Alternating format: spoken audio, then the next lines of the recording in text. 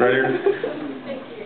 I got really excited when I was up in Castle this weekend at Halloween because he came out in his now costume. And I was wondering, is there any possibility of maybe Colonel Casey being on Castle, or maybe Castle being on...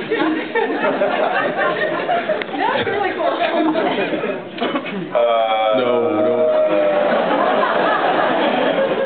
Oh, I know what we need to do here. Is there any chance of Colonel Casey being on Castle? Well, I'm going to leave that up to Nathan. That's a different, it's a comedic network. I know. Yeah, I don't know. There we go. No, I love Nathan. I love Nathan Fillion. I'm so happy for him. You know, he's got season 3 picked up. So he's they're doing very well in the ratings. So I think he's, you know, it's nice to see a golden boy get locked in like that for a golden job. What? Golden boy? Jealous.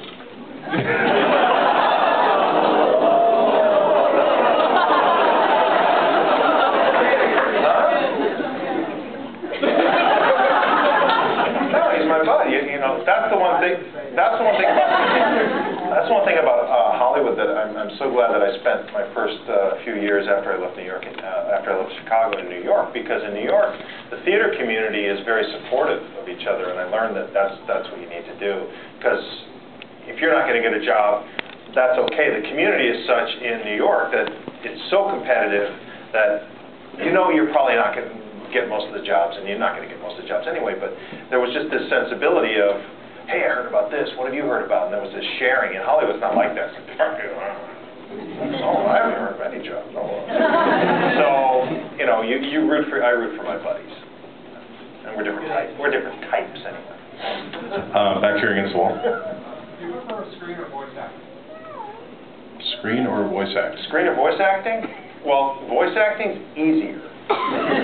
And I guess screen acting pays a lot more. So, screen acting. But it's fun. They're both fun. All the way at the back, blue shirt. I was wondering if you're a video game fan, and if you could talk about what it was like for you doing voiceovers for Halo ODST. Yeah, I'm not a gamer. I end up shooting at the ground or the sky. I don't know if any work those damn things, but, you know, your partners are yelling at you, and it's too much pressure, so you just have to game. No, I had a good time doing that. You go into the booth for about 4 or 5 hours, and you yell, "Get over here! Hand me those grenades! Get to the turret! Get to the turret!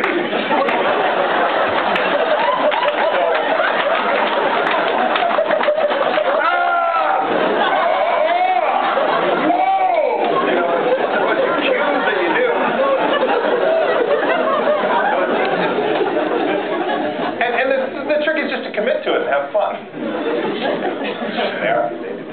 Let's see, you right here.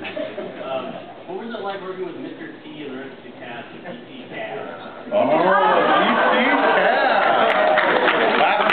Yeah, I was a stupid kid then.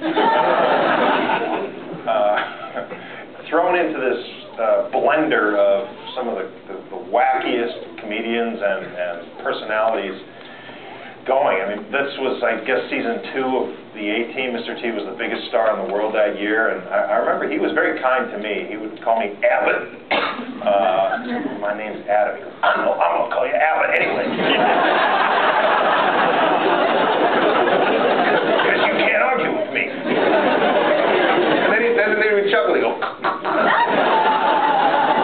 he would storm onto the set every morning, just in a jovial way. He would do it every day. Say, where are my grits?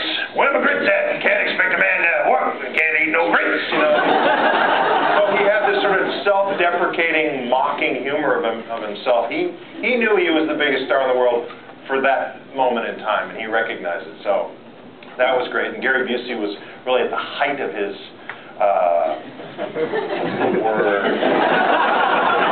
insanity? Indulgences. Okay.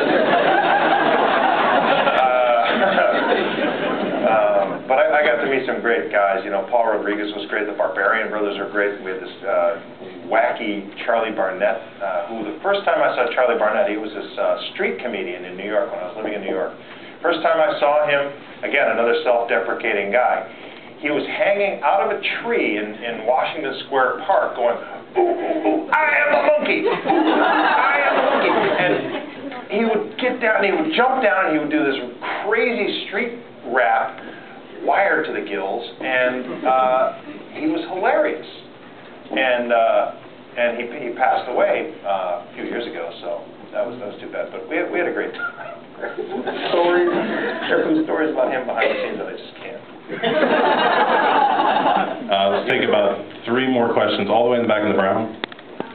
I wanted to know what it was like being a Ranger Dragoon in Patriot. Oh. Being what? Oh, Green Dragoon.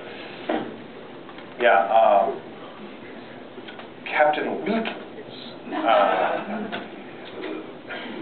My friend Dean Devlin produced that movie, so he called me in to do it. I think it was a hurricane that year. I can't remember where. It was some hurricane that was supposed to spin up and hit them, so they needed to do some interiors.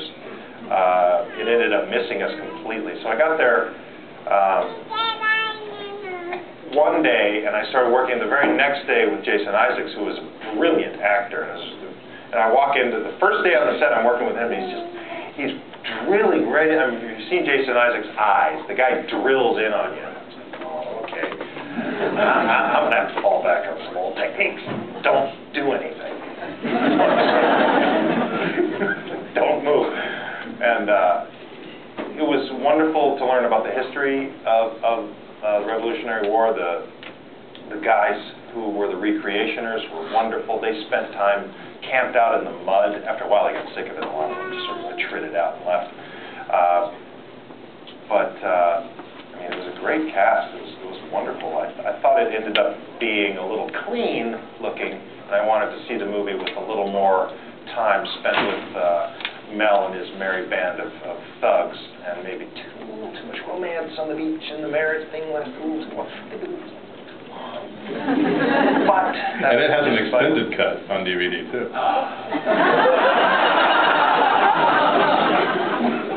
Give me that remote. Here's a good scene. I'm in that scene. Let's see, right here. I also got to ride horse.